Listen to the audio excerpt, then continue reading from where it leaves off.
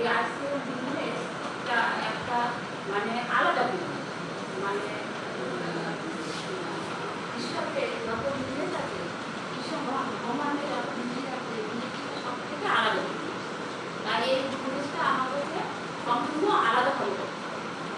আলাদাভাবে করতে হবে যেমন আমাদের কৃষি স্যার উনি বলেছেন যে আমার এই বিজনেসটা একমাত্র মানে করার কারণ হচ্ছে তিনটে উদ্দেশ্য নিয়ে বিজনেসটা স্টার্ট করে।